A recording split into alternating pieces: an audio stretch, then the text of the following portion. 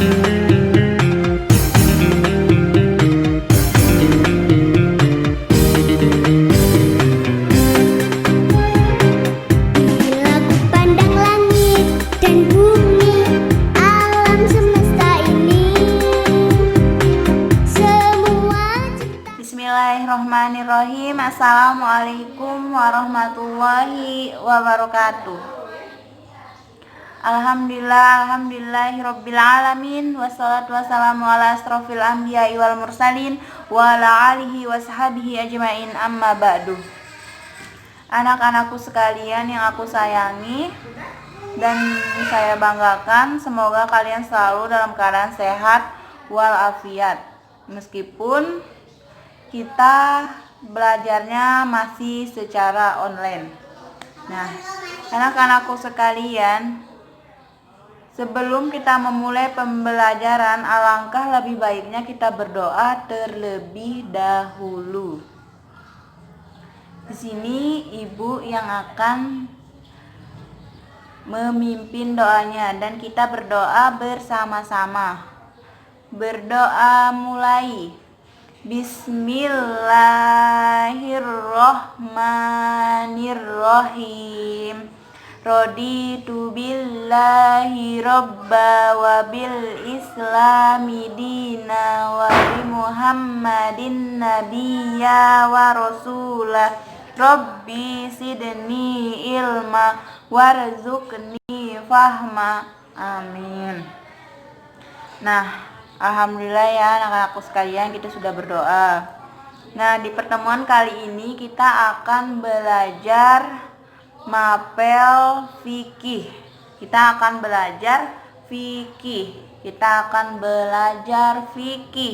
Yaitu tentang mandi wajib.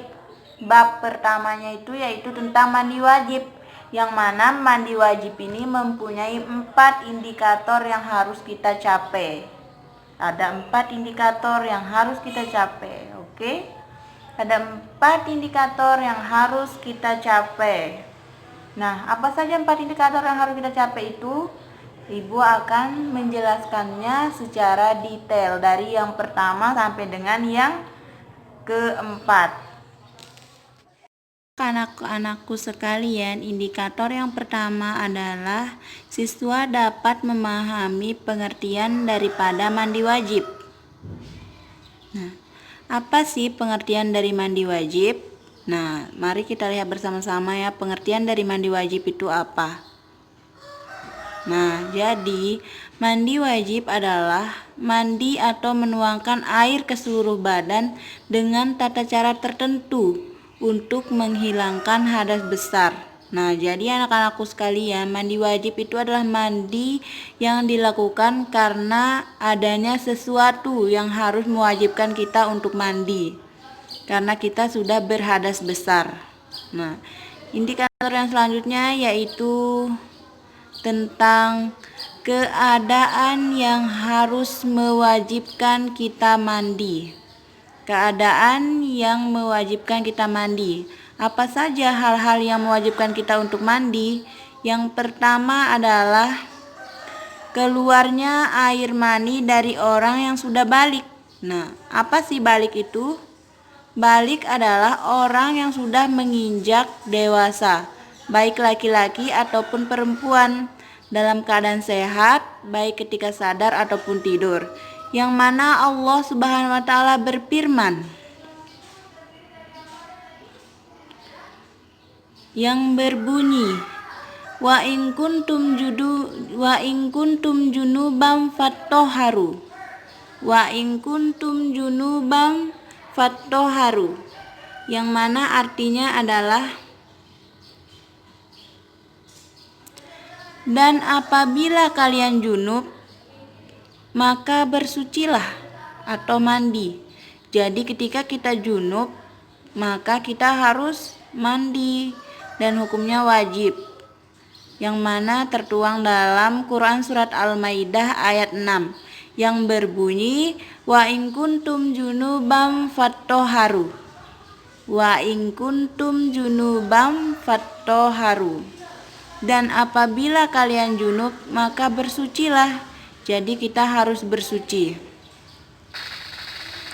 Yang kedua, haid dan nifas. Nah, apa yang dimaksud dengan haid dan nifas? Nah, haid adalah darah yang keluar dari rahim dinding seorang wanita apabila telah menginjak masa balik.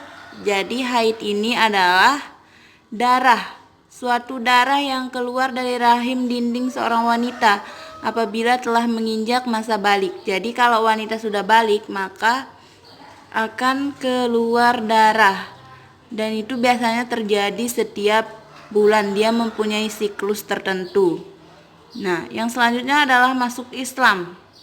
Jadi anak-anakku sekalian, orang yang masuk Islam itu wajib mandi. Dia harus mandi. Ketika dia masuk Islam maka mandi. Dia harus mandi.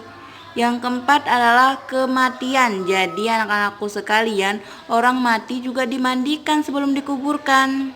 Jadi ketika ada orang mati maka kita harus memandikannya.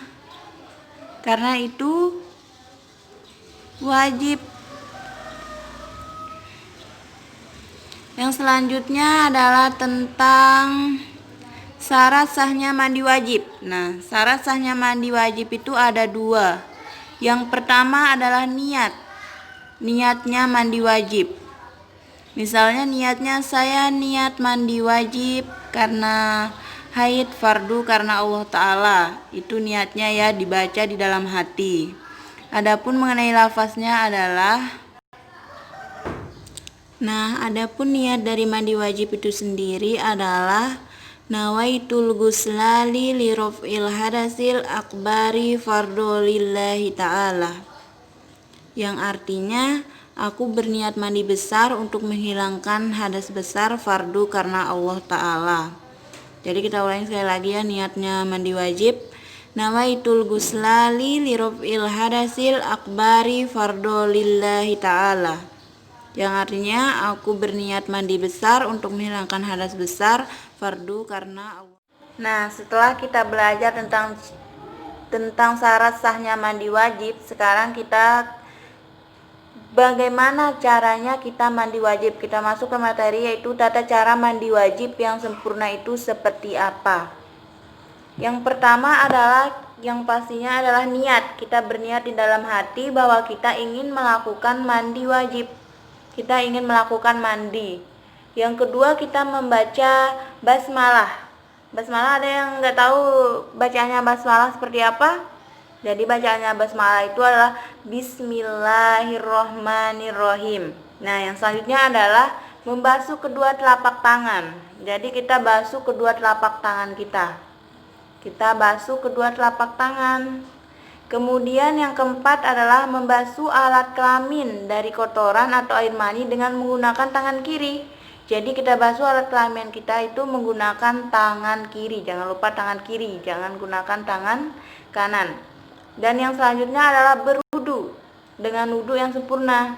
Jadi kita sebelum kita mandi itu kita berwudu terlebih dahulu, sesuai dengan tata cara wudu yang sudah pernah diajarkan, yaitu berkumur-kumur, basuh hidung, cuci muka, dan lain-lainnya. Yang keenam adalah menyiramkan air ke atas kepala 3 kali. Jadi kita siramkan air ke atas kepala kita 3 kali sambil menyela-nyela rambut kepala dengan tangan. Jadi kita menyela-nyela, maksudnya menyela-nyela itu kayak gini-gini. Kita menyela-nyela rambut kepala kita sambil mengguyur air. Nah, kemudian yang ketujuh adalah mengguyur air ke seluruh anggota tubuh lainnya sampai merata. Nah, mengguyur air ini ada tata caranya anak-anakku sekalian. Tata cara mengguyur air itu yang terlebih dahulu yang harus kita guyur adalah yang sebelah kanan. Yang sebelah kanan. Kita harus mendahulukan yang sebelah kanan terlebih dahulu. Jadi kita mengguyur air, ambil air ke dalam centong, kemudian kita guyur ke atas kepala kita sampai dengan kaki. Dari atas kepala sampai dengan ujung kaki. Kita dari yang kanan kita guyur yang kanan sebanyak 3 kali, kemudian kita lanjutkan ke yang kiri 3 kali. kita guyur air ke anggota tubuh kita ini yang sebelah kiri 3 kali, kemudian baru ke yang di tengah-tengah 3 kali.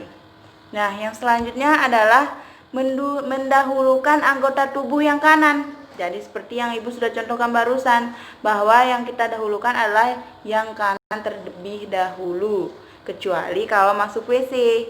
Kalau masuk WC kita harus mendahulukan yang kiri. Nah, mungkin untuk pembahasan kali ini yaitu tentang mandi wajibnya sampai di situ dulu, yang mana kita sudah memahami tentang definisinya mandi wajib, keadaan yang mengharuskan kita untuk mandi wajib, kemudian syarat sahnya mandi wajib, dan yang keempat adalah tata cara mandi wajib yang sempurna. Tata caranya mandi wajib yang sempurna. Nah, jadi kita sudah belajar tentang 4 indikator yang harus kita capai, yaitu yang pertama pengertiannya mandi wajib, yang kedua keadaan yang harus mewajibkan kita mandi, yang ketiga adalah syarat sahnya mandi wajib, dan yang keempat adalah tata caranya mandi wajib. Nah, tadi Ibu sudah jelaskan bahwa tata caranya mandi wajib yaitu terlebih dahulu adalah niat. Jadi segala sesuatu itu tergantung niatnya. Jadi kalau kita niatnya baik, insya Allah akan berkah. Nah, mungkin untuk video kali ini sampai di situ saja penjelasannya Ibu. Marilah kita tutup pembelajaran hari ini dengan sama-sama membaca doa kafaratul majlis. Subhanakallahumma wa bihamdika asyhadu an la ilaha illa anta astaghfiruka wa atubu ilaik. Amin. Wassalamualaikum warahmatullahi wabarakatuh.